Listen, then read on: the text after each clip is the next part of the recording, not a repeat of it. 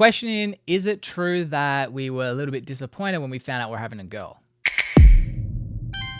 So before I sort of explain this, I need to look first into the psychology of our biases, and this will explain something really fascinating about what happened when we cut open that cake and pink was revealed. So there's a bias, probably the strongest in the human brain, which is called consistency bias. In a nutshell, consistency bias is something that we've been taught or believed for a duration of time, and the longer that we believe this to be true, our brain will actually create blind spots or weak justifications that will keep us on that track of that consistency bias and consistent belief that we also hold. You see this everywhere. I spoke about it with the Virginia election. Basically, you'll see it so much around the world where our consistency bias overtakes reality, and all of a sudden you could give someone absolute proof, like what I'm going to get into with this next example, and they will still not believe it. And you'll be sitting there going, is this person for real? So what we can learn from it, and what I learned from it with the gender reveal of our daughter, consistency bias is like the Mack truck going down the highway at 140 miles an hour. And all of a sudden, in order for it to change direction, it's going to take a lot of slowing down and a lot to turn it around without flipping it, without fucking you up. And often it's kind of just safer to just keep driving and ignore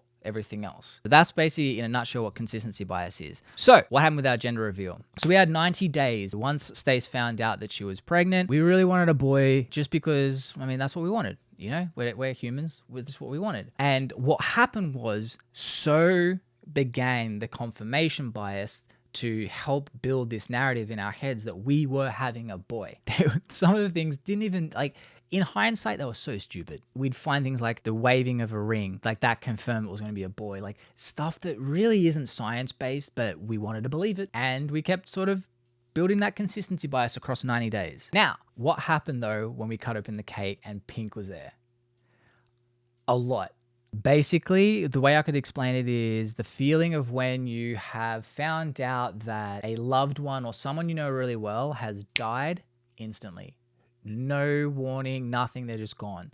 And there's that moment of sheer disbelief, like this is not reality. That's what it felt like, because we had 90 days of building this reality, which was false, to be hit really hard in the head with something that was undeniable. A blood test that had 99% accuracy. And if you look back at the video, like you can tell, there's definitely like feelings of like, what's going on? Semi-disappointment, but I'm disappointed.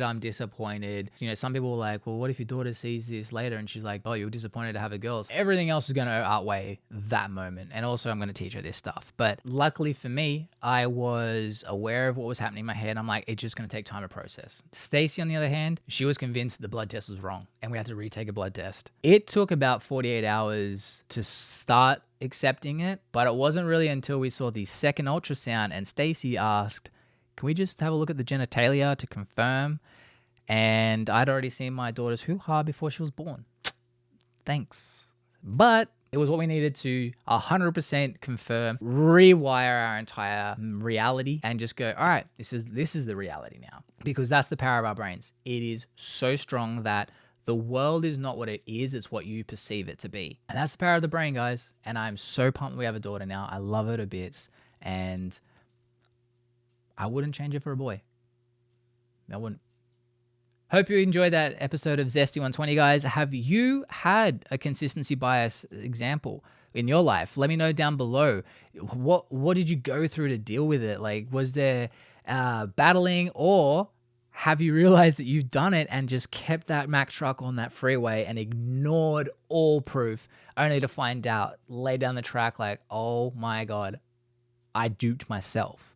Let me know, comment below, hit the like button, but also please share this to your story if you're on Instagram and share it with some friends, because maybe they could learn something too, because the brain is so freaking interesting. And the more we learn, the more we actually can help ourselves grow. And that's all we can ask for, is making ourselves better tomorrow. So again, I'll see you guys tomorrow for another episode of Zesty 120. Bye.